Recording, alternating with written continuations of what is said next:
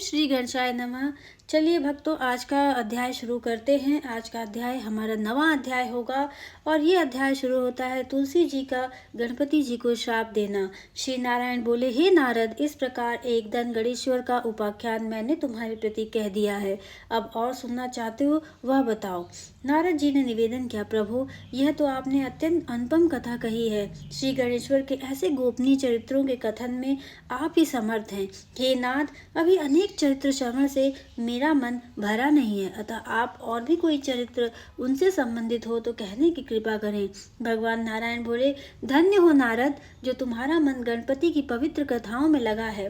तुम्हारा आग्रह है तो मैं भी उनकी पावन कथा अवश्य ही कहूँगा।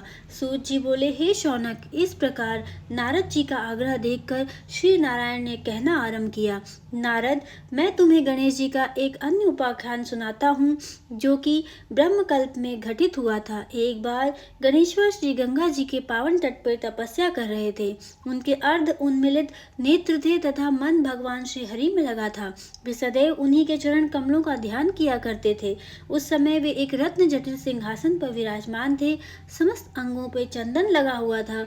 गले में पारिजात पुष्पों के साथ स्वर्णमणि रत्नों के अनेक हार पड़े थे। कमर में अत्यंत कोमल रेशम का पीताम्बर लिपटा हुआ था। भुजाओं में स्वर्णाभरण, मस्तक पर दैदीप्यमान मुकुट और कानों में कुंडल सुशोभित थे। उनका मुखमंडल करोड़ों सूर्यों की आभा को भी लजाता हुआ दमक रहा था। उनकी सुंदर सूंड एवं विद्योत्मय श्वेत दंत भी अद्भुत शोभा के कारण थे। इस प्रकार अद्भुत एवं दिव्य सौंदर्य अवतार गणेश जी कुछ कुछ योग झपकी लेते और कुछ जागते हुए से अत्यंत शोभायमान लग रहे थे। इसी अवसर पर धर्मात्म की नव यौवना कन्या तुलसी देवी श्री भगवान श्री हरि का स्मरण करती हुई विभिन्न तीर्थों में भ्रमण करने को निकली थी।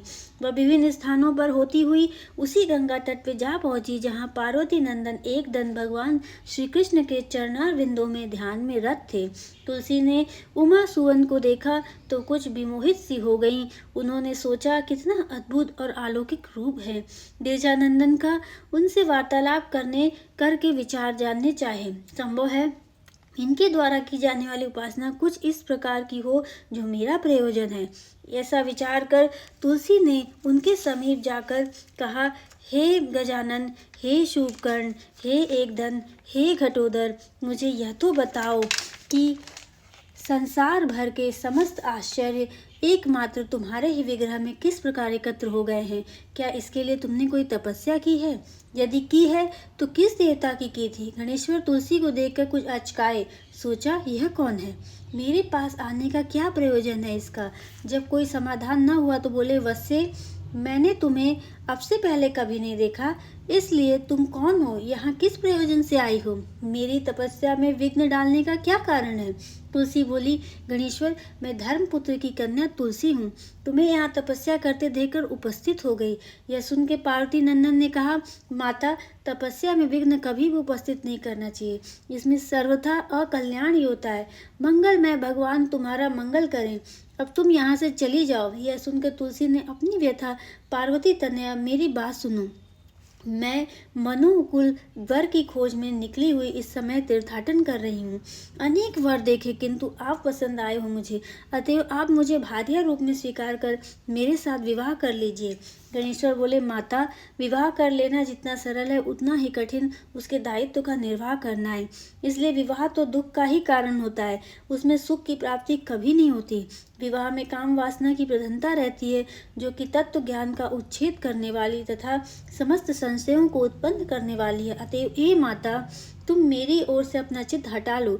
यदि ठीक प्रकार से खोज करोगी तो मुझसे अच्छे अनेक वर तुम्हें मिल जाएंगे। तुलसी बोली, एकदंत, मैं तो तुमको ही अपने मनोकुल देखती हूँ, इसलिए मेरी याचना को ठुकरा कर निराश करने का प्रयत्न न करो। मेरी प्रार्थना स्वीकार कर लो प्रभु। गणेश बोले, परंतु मुझे तो विवाह ही नहीं करना है, तब तुम्हारा प्रस्ताव कैसे स्वीकार कर लूं? माता, तुम कोई और वर देखो और मुझे क्षमा करते हुए मेरी ओर से अपना चित्त पूर्ण रूप से हटा लो, इसी में तुम्हारा कल्याण निहित है। तुलसी को गणेश जी की बात बहुत अप्रिय लगी और उसने कुछ रोषपूर्वक कहा, उमानंदन, मैं कहती हूँ कि तुम्हारा विवाह तो अवश्य होगा। मेरा यह वचन मिथ्या नहीं हो सकता। गणपति का तुलसी को शाप। तुलसी प्रदत्त शाप को सुनकर गणपति भी शाप दिए बिना न रह सके। उन्होंने तुरंत कहा, देवी तुमने मुझे व्यर्थ ही शाप दे डाला, इसलिए मैं भी कहता हूँ कि तुम्हें भी जो पति प्राप्त होगा वह असुर होगा तथा उसके पश्चात महापुरुषों के शापवश तुम्हें वृक्ष होना पड़ेगा। शाप सुनकर तुलसी भयभीत हो गई। उसने गणेश्वर की स्तुति की, हे गणराज, हे एकदन, हे रम, मुझ पर कृपा कीजिए, मेरे अपराध को क्षमा करके दया दृष्टि से देखिए। हे प्रभु, आप तो सभी विघ्नों के नाश करने वाले हैं, मुझे भी जिन विघ्नों की प्राप्ति होने का शाप आपने दिया है उसका निवारण भी आप ही कर सकते। हे दुखनाशक, दुखों को दूर कर दीजिए। तुलसी की विनय सुनकर गणेश्वर प्रसन्न हो गए। उन्होंने उसे आश्वासन दिया, देवी तुम समस्त सौरभ वन पुष्पों की सारभूता बनोगी। कलांश से भगवान श्री नारायण की प्रिया बनने का सौभाग्य भी तुम्हें प्राप्त होगा। यद्यपि समस्त देवगण तुमसे प्रसन्न रहेंगे तथापि भगवान श्री हरि को तुम्हारे प्रति विशेष प्रीति रहेगी। नरलोक में मनुष्यों को तुम्हारे माध्यम से भगवान श्री कृष्ण की भक्ति करने पर उनके स्वधाम की अथवा मोक्ष की प्राप्ति होगी, किंतु मेरे द्वारा तुम सदैव त्याज ही रहोगी। गणपति से उक्त वर प्राप्त कर तुलसी अपने गंतव्य स्थान को गईं और इधर गणेश्वर भी वहां से बद्रीनाथ के समीप तपस्या करने के लिए चले गए। यह सुनकर शौनक जी ने प्रश्न किया, हे सूत जी, तुलसी को किस वर की प्राप्ति हुई तथा वृक्ष भाव में वह कब स्थित हुई, यह भी बताने की कृपा करें। सूत जी बोले, हे शौनक, कालांतर में वही तुलसी वृंदा और दानवराज शंखचूर्ण की भार्या बनी। यह शंखचूर्ण पूर्व जन्म में भगवान श्री कृष्ण का पार्षद सुदामा था, जो रसेश्वरी राधा के शापवश असुर योनि को प्राप्त हुआ। वह शंखचूर्ण भार्या भगवान के कलांश से वृक्ष भाव को प्राप्त हुई, श्री हरि की परम प्रिया हुई। अब हम लोग भक्तों पंचम खंड शुरू करते हैं और पंचम खंड का पहला अध्याय शुरू करते हैं, देवांतक नरांतक जन। अंग देश के किसी नगर में एक वेद शास्त्रों के ज्ञाता रुद्रकेतु नामक ब्राह्मण हुए। वे समस्त निगमागम में पूर्ण पारंग देवता ब्राह्मण और गौओं की पूजा करने वाले तथा भगवत भक्त थे। उनकी पत्नी शारदा अनुपम रूप लावण्यमयी एवं पतिव्रता थी। पति की भी पत्नी के प्रति अत्यंत प्रीति थी, इसलिए वे सभी इच्छाएं पूर्ण करने का प्रयत्न करते रहते। शारदा गर्भवती हुई और 9 मास पूर्ण होने पे उनसे 2 यमज पुत्रों का जन्म हुआ, जिन्हें देखकर रुद्रकेतु बहुत प्रसन्न हुए और सोचने लगे कि आज मेरा मनुष्य जीवन और तपस्या सफल हो गई। इन अलौकिक 2 पुत्रों रत्नों की प्राप्ति से मेरा वंश धन्य हो गया। रुद्रकेतु ने अत्यंत उल्लास पूर्वक पुत्रों के जात कर्म आदि संस्कार कराए। अर्धादि के द्वारा ब्राह्मणों का सत्कार कर मंगल मूर्ति श्री गणेश का पूजन, स्वस्ति वाचन, मातृ का पूजन, अभ्याधिक श्राद्ध आदि सभी कार्य विधि पूर्वक संपन्न किए गए। संस्कार संपन्न होने पे उन्होंने अत्यंत भक्तिभाव से ब्राह्मणों का पूजन कर उन्हें रत्न आदि धन प्रदान किए। घर घर शर्करा बंटवाई और धूमधाम से उत्साहवार सुखद ध्वनि वाले बाजे बजवाए गए। फिर नामकरणार्थ ज्योतिषों को बुलाकर उनका भी अर्धादि से सत्कार किया।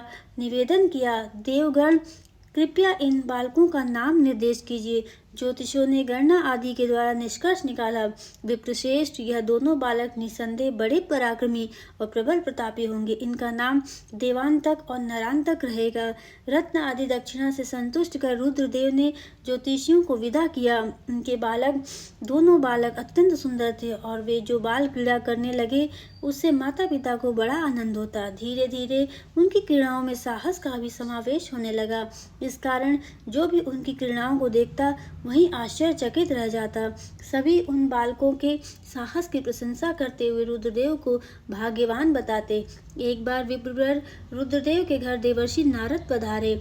विप्र दंपति ने अर्धपाद्यादि द्वारा सत्कार कर श्रद्धा पूर्वक श्रेष्ठ आसन दिया। देवर्षि विराजमान हो गए। तब उनकी सेवा में दोनों बालक उपस्थित किए गए और बालकों से उन्हें प्रणाम कराया गया। महामुनि नारद जी ने उन बालकों को देख के कहा, रुद्रदेव, तुम्हारे दोनों पुत्र बहुत शूरवीर, प्रबल प्रतापी तथा तीनों लोक के विजेता होंगे। वस्तुतः ऐसे यशस्वी पुत्र उत्पन्न होने का तुम बधाई के पात्र हो। नारद जी के वचन सुनकर रुद्रदेव और शारदा को बड़ी प्रसन्नता हुई। उन्होंने महर्षि से निवेदन किया, मुनिवर, आप इन बालकों पर कृपा कर दीर्घजीवी होने का आशीर्वाद दें तथा यह भी अनुग्रह करें कि यह शत्रुओं को पराजित करके तीनों लोकों में प्रसिद्धि पाएं। प्रार्थना सुनकर नारद जी ने बालकों के सिर पे हाथ फेरते हुए कहा, यदि यह शिव जी को प्रसन्न कर लें तो सभी कामनाएं पूर्ण होंगी। तदुपरांत देवर्षि ने बालकों को शिव जी के पंचाक्षरी मंत्र नमः शिवाय का उपदेश दिया और वीणा पर हरि गुणगान करते हुए ब्रह्मलोक के लिए चल पड़े। देवांतक नरांतक को वर प्रदान। दोनों बालक शीघ्र ही बड़े हो गए और उन्होंने माता पिता के चरणों में प्रणाम कर निवेदन किया, पूज्य पिताजी, आदरणीय माता जी, हम भगवान शिव जी को प्रसन्न करने के लिए तप करना चाहते हैं, इसलिए आज्ञा दीजिए। रुद्रदेव तो यह चाहते ही थे, क्योंकि नारद जी ने शिव जी की प्रसन्नता में ही बालकों का अभ्युदय बताया था। अतः उन्होंने पत्नी से परामर्श कर दोनों को वन जाने की अनुमति दे दी। तब प्रसन्न मन से दोनों भाई वहां से चल दिए। घोर वन में घूमते हुए उन्हें एक ऐसा स्थान मिला जहाँ अनेक विशाल कंदराएं थीं तथा सर्वत्र सुंदर फल फूल से लदे हुए वृक्षों के कारण प्राकृतिक सौंदर्य बिखरा पड़ा था। निकट ही एक झरना था जिससे जल सदैव प्रवाहित होता रहता। उस स्थान को ही उन्होंने अपनी तपस्या के लिए उपयुक्त समझा। दोनों ने तपस्या आरंभ की। आहार छोड़कर केवल कुछ पत्ते खाकर और पानी पी के रह जाते, फिर केवल पानी पीकर ही बहुत दिनों तक तप करते रहते। तत्पुरांत पानी भी छोड़ दिया। अब केवल शिव जी का ध्यान करते हुए एक पांव के अंगूठे से खड़े हुए। उस समय उनका चित्त एकाग्र था और जीवा पर केवल पंचाक्षरी मंत्र चल रहा था। इस प्रकार एक पांव के अंगूठे से खड़े हुए तथा केवल वायुपान करते हुए उन्होंने 2000 वर्ष व्यतीत कर दिए। ज्यों ज्यों समय बढ़ता गया त्यों त्यों उनकी तपस्या उग्र होती गई। सभी प्रकार की तपस्या को मिलाकर 10,000 वर्ष व्यतीत हो गए। उनके तेज से वह वन प्रायः अंधेरी रातों में भी जगमगाता रहता। भक्तों को अविचल भक्ति देखकर भगवान उमानाथ का आश्रम डगमगाने लगा। उन्होंने समझ लिया कि अब अधिक विलंब करना उचित नहीं, इसलिए भारी भरकम वृषभ पर आरूढ़ हुए और उसी वन प्रांत की ओर चल पड़े। परंतु उनका इस प्रकार जाना कोई देख नहीं सकता था। भगवान शंकर देवांतक नरांतक के समक्ष प्रकट हुए और वे दोनों को एकटक देखने लगे। उनके पंचमुख, त्रिलोचन, दसभुज एवं शीश पर गंगा तथा माथे पर अर्धचंद्र युक्त रूप को देखकर दोनों को विश्वास हो गया कि यही हमारे उपास्य देव हैं।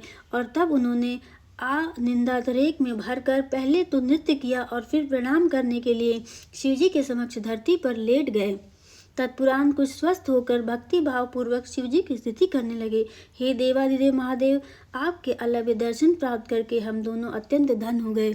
तो आज यहाँ पे हम कथा को समाप्त करते हैं और मैं आशा करती हूँ कि आपको ये कथा पसंद आई होगी। अगर आपको ये कथा पसंद आई है तो हमारे चैनल को लाइक करें, शेयर करें, सब्सक्राइब करें और कमेंट बॉक्स में आप ये भी बताएं कि आपको और कौन कौन सी कथाएं सुननी है।